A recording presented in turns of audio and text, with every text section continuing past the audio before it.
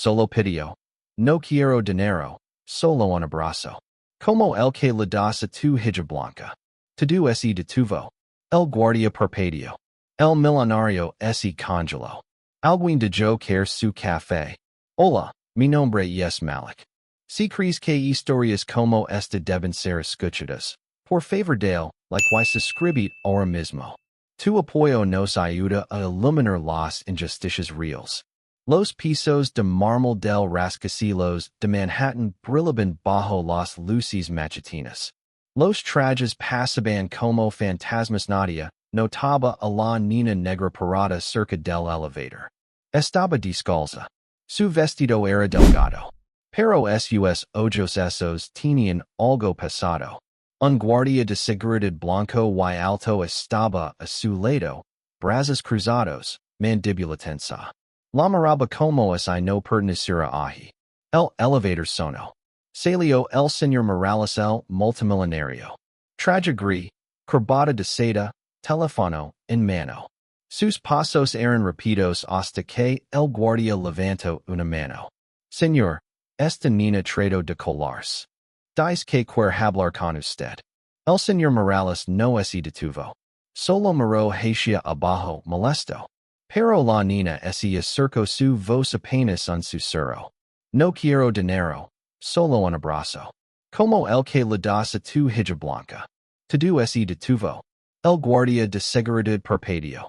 El señor Morales se congeló a la mitad del paso. Una mujer detrás de el grito. Alguien de yo quiere una taza de café. El pasillo, que una vez estuvo lleno de poder silencioso, ahora estaba sin aliento. Se volteó lentamente hacia la niña. Sus ojos la escanearon pies polvorientos, cuello rasgado, pero calmada. Sin miedo. Solo angelo. Abrió la boca, luego la cerró otra vez. Nadia se movió. Ella lo miró otra vez, innocent pero firme. Las 6. A su hija. Usted la abrazó cuando se cayó. Usted sonrió. El señor Morales estaba silencioso. La niña sacó algo de su bolsillo un dibujado doblado. Sus pequeños dedos lo extendieron, temblando ligeramente. Por favor. Es para usted. El guardia se acercó, pero Morales levantó su mano. No. Se agachó, lentamente. El pasillo todavía no se había movido. Los teléfonos se habían detenido. Los pasos se pausaron. ¿Venís to do este camino? Por un abrazo? Ella asintió. Se veía amable ese día. Y pence, tal vez. El tomó el dibujo. Lo abrió. Un hombre de palitos. Era de lado al lado de un niño. Arriba, letras desordenadas. La amabilidad no cuesta dinero. Su garganta se apretó. Desde la distancia, otro ejecutivo gritó. Llegamos tarde la junta directiva. Morales no levantó la vista. Solo susurró, ven conmigo. Y mientras se quedó al lado de la niña negra descalza, poniendo una mano Johnny en su espalda, todo el pasillo vio algo raro en ese edificio silencio. Respiro, y una grita en la pared fría de la riqueza. La mañana había comenzado como la mayoría en el refugio fría, apretada, y silenciosa. La niña negra despertó al sonido de su tía tosiendo en la esquina del pequeño cuarto compartido. Las luces fluorescentes parpadeaban arriba, y el air olía a cloro y de esperanza. Su tía se sentó encorvada, envuelta en una sudadera descolorida, tratando de esconder su dolor. Había soldado su medicamento otra vez, ahorrando el poco dinero que tenían para la renta. Limpiar oficinas en el centro no pagaba mucho, especialmente cuando eras negra y invisible al sistema. La niña silenciosamente se puso su pequeña mochila sobre el hombro y deslizó un pedazo de papel dentro. Había pasado toda la noche dibujándolo coloreando cuidadosamente cada línea con los crayones rotos de la caja de donaciones del refugio. Regresó pronto, susurró, besando la frente de su tía. ¿A dónde vas? Cruz su tía, voz seca. Solo camina. Respondió la nina. No quería preocuparla. Tenía una misión. Afuera, las calles de Nueva York se sienten demasiado grandes para alguien de su tamaño. Los taxis rugían. La gente se apuraba. Y nadie notaba a la nina descalza serpenteando entre ellos. Sus pies ardían en la banqueta, pero no se detuvo. Siguió caminando pasando la panadería donde el olor de los bagels hizo que su estómago gruñera. Pasando los edificios de apartamentos elegantes donde los porteros ni siquiera la miraban. Camino por cuadras, agarrando su debullo como si fuera hecho de vidrio. Recordaba la cara del hombre claramente el señor Morales. Había visitado el refugio un mes atrás para una sesión de fotos de caridad. Todos estaban sonriendo para las cámaras, pero él vio el momento cuando su hija se trapezó y el corrió a levantarla. No gritó. La abrazó, besó su frente. Esa imagen se quedó con ella. Su propia madre se había ido. Su tía la amaba, pero la vida la había endurecida. Sin abrazos, sin calidez, solo supervivencia. Había esperado cerca de las puertas cuando el carro del multimillonario se fue ese día. Memorizó el logo en su edificio. Vio a los guardias. Vio la rutina. Ahora, estaba caminando directo a ese mundo. Cuando llegó a la torre de vidrio, se detuvo en la entrada principal. La gente en trajes la miraba. Una mujer agarró su bolsa más fuerte. Un hombre negó con la cabeza y murmuró. ¿Dónde está su padre? La recepcionista frunció el seno. No tienes permitido estar aquí. Pero la nina no se inmutó. Intro de todas formas. Los guardias se acercaron rápido. Uno agarró su brazo. Necesito ver al señor Morales. Dijo. Se rieron. ¿Qué crees que es esto? Un comedor comunitario. Ella no peleó. Solo repitió, calmadamente, necesito dar algo.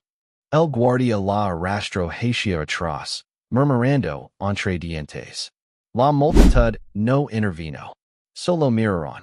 Guion así. En toda esa frialdad. Ella se aferró fuerte a su mochila. Adentro había un debullo doblado. Guardado lo que liquidaba era esperanza. En cuanto el guardia la jaló del brazo, el ambiente del lobby cambió.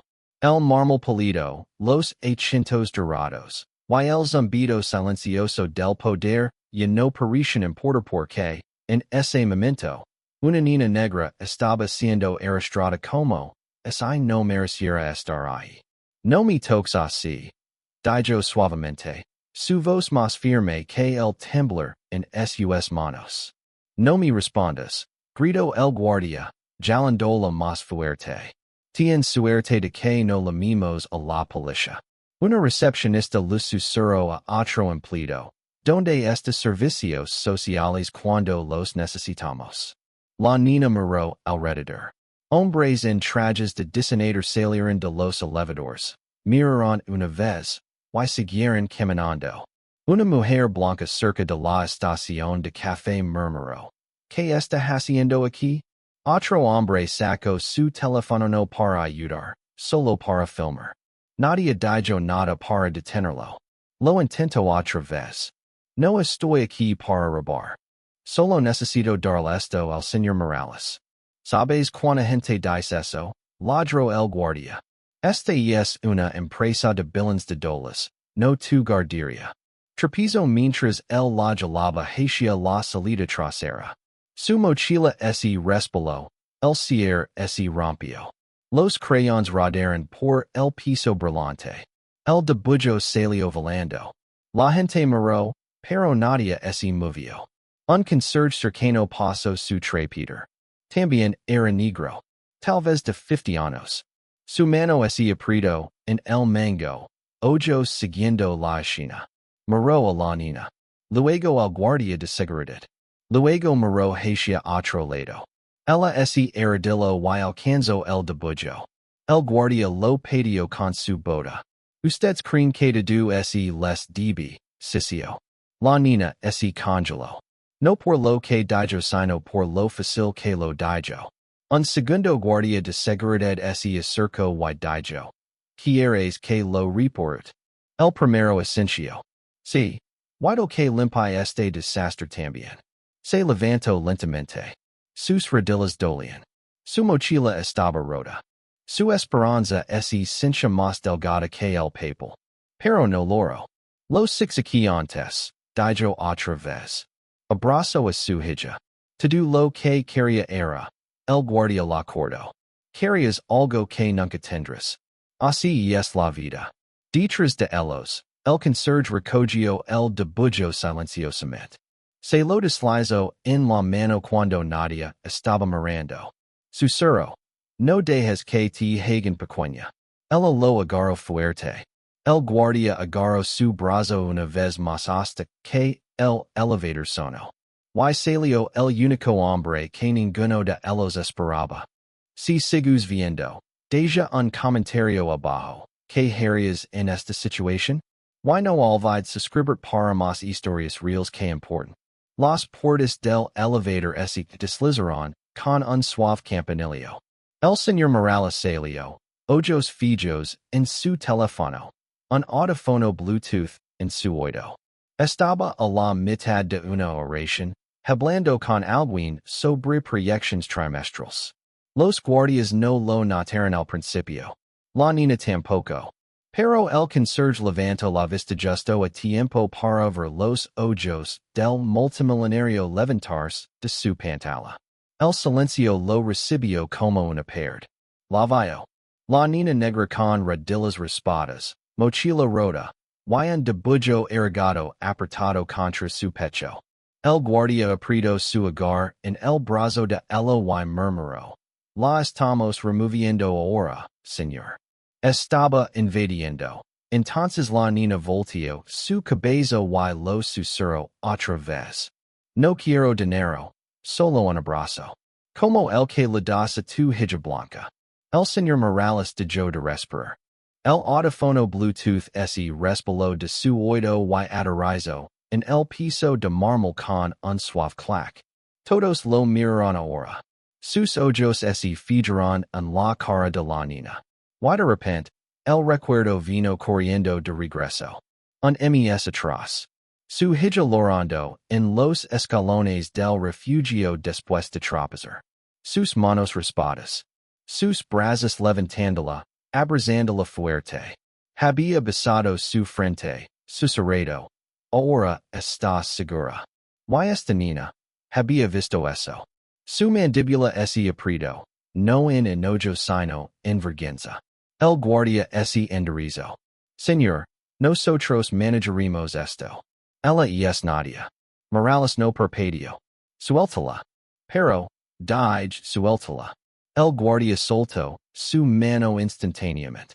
La nina dio un paso cauteloso hacia atrás. ¿Caminaste hasta aquí? Preguntó Morales. Ella asintió. Sí, señor. Miró sus pies. Descalzos. Rojos. Hinchados del pavimento. Y cami de gist. Su voz apenas estaba ahí. No quiero dinero. Solo un abrazo como el que tu hija recibió. Trego. Todo el lobby estaba silencioso ahora. Los ejecutivos se asomaron alrededor de las columnas. Los teléfonos colgaron a sus lados. Algunos todavía estaban grabando. ¿Cómo te llamas? Preguntó. Jalisa. Se acercó a su mochila y la levantó gentilmente. Ven conmigo. Nadia se movió. El conserje se echó para atrás. La recepcionista bajó sus ojos. Los guardias miraron, inseguros de qué hacer. El señor Morales caminó hacia el elevator otra vez. Esta vez, con Jalisa a su lado. Ella agarró su mano. Y por primera vez en años, el multimillonario ignoró la sala de juntas, ignoró su horario, ignoró el silencio detrás de él. Porque un niño había dicho más con un susurro, de lo que cualquier hombre adulto se había atrevido jamás. La sala de juntas en el piso 47 tenía paredes de vidrio. Estaba impecable, y fría. Los ejecutivos se sentaron alrededor de una mesa larga de roble. A la mitad de la discusión sobre expansión internacional, cuando la puerta se abrió. Y entró el señor Morales, tomando la mano de una niña negra descalza. Las conversations se detuvieron. Los laptops pausaron a la mitad de la presentación. Un vicepresidente senior susurró. ¿Qué está pasando? Morales los ignoró a todos. Siéntate aquí, dijo suavemente, gelando una silla de cuero en la esquina, lejana del cuarto. Jalisa se veía demasiado pequeña en esa silla. Sus pies balanceándose arriba del piso. Pero sus ojos escanearon el cuarto como si hubiera estado allí antes. Uno de los ejecutivos se inclinó. Señor, estamos presentando modelos de ingresos para.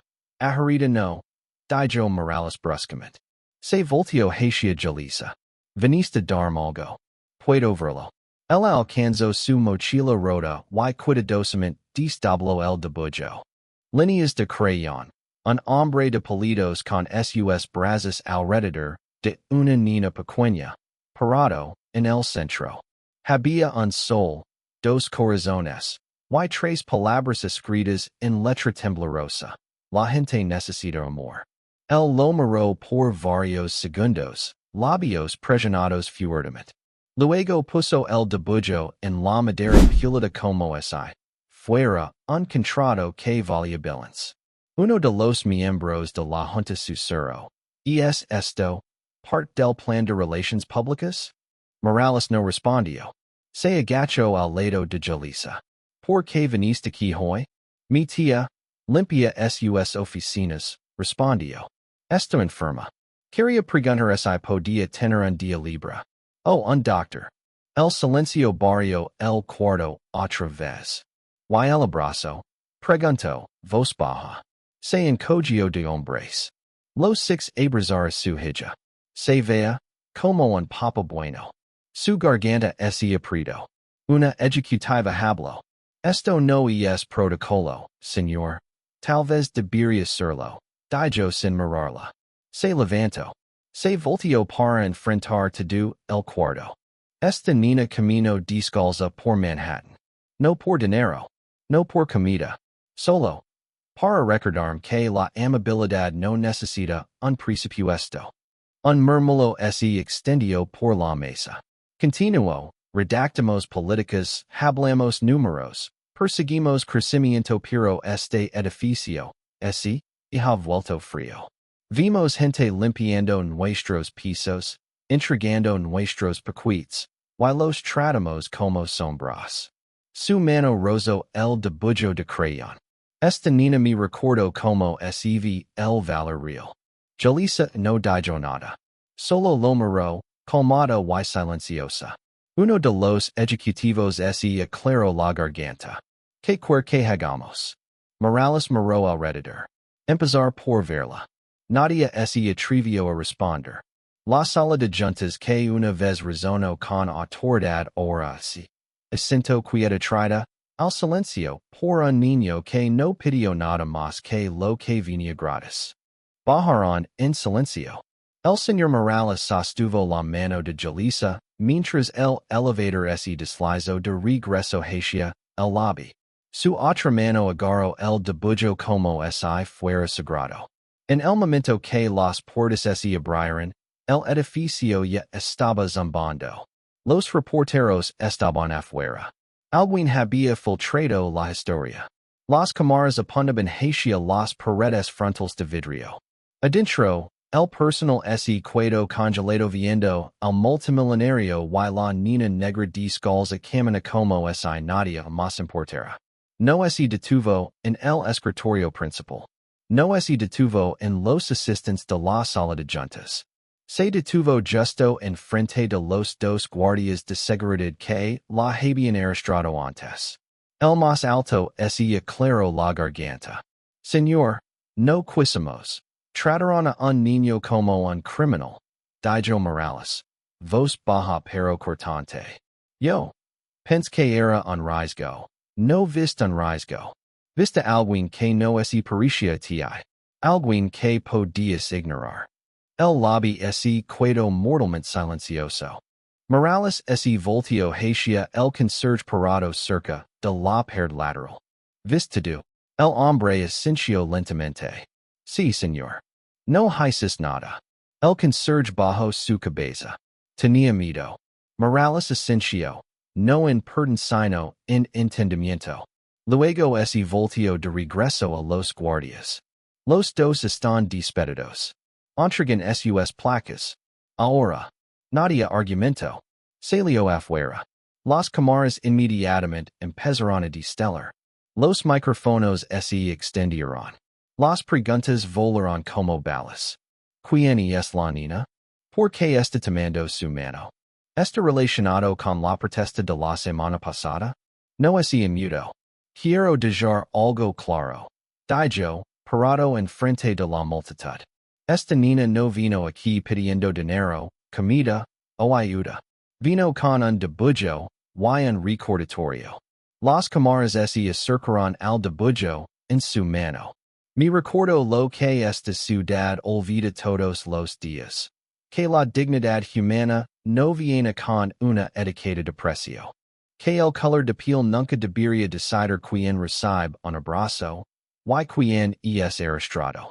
Los reporteros se quedaron silenciosos. Morales se voltio hacia su jefe de relaciones públicas, que acababa de llegar, cedando. Con efecto inmediato, estamos financiando cobertura médica para cada conserje, limpiador, y trabajador de cafetería en este edificio. Sin papeleo. Sin preguntas. La boca del gerente de relaciones públicas se abrió. Y, continuó Morales, emitirás una disculpa pública en nombre de esta empresa hacia ella y su tía quien ha trabajado aquí más tiempo que la mayoría de nuestros miembros de la junta. Detrás de él, Jalisa se veía confundida.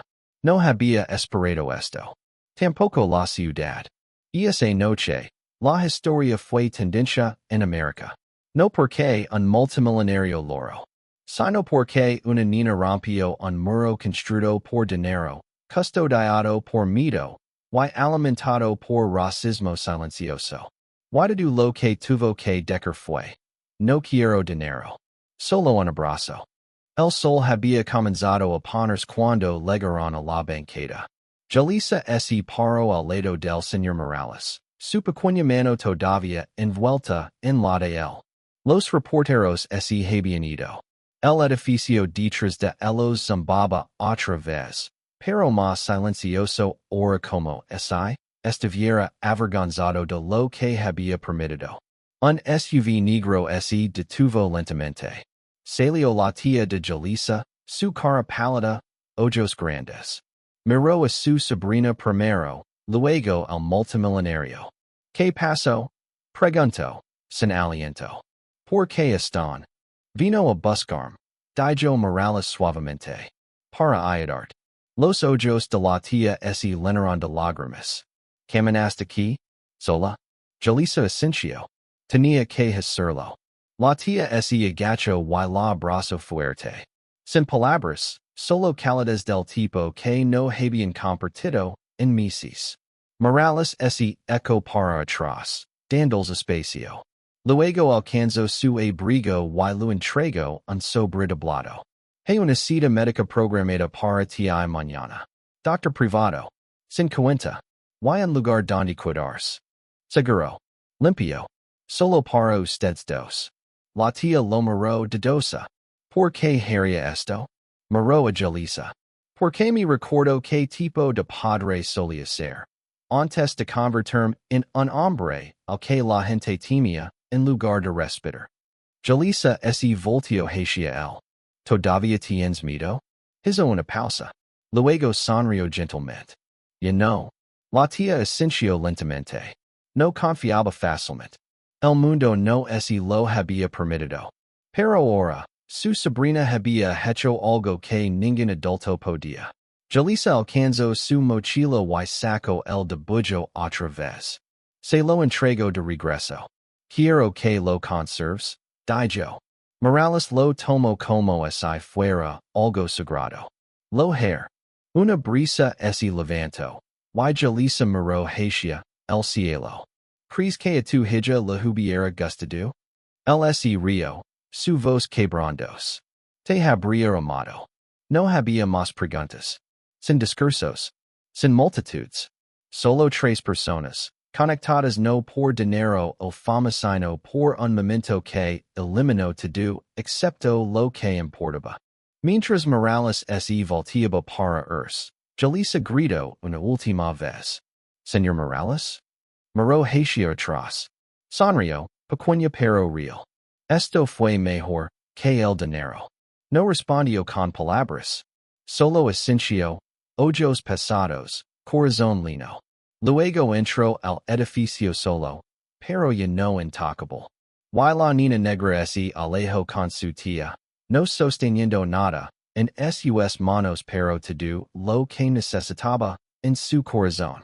Si crees en segundas oportunidades y romper barreras, comparte esta historia. A los espectadores en Estados Unidos, Reino Unido, y Canadá su voz importa. Juntos, podemos cambiar el mundo.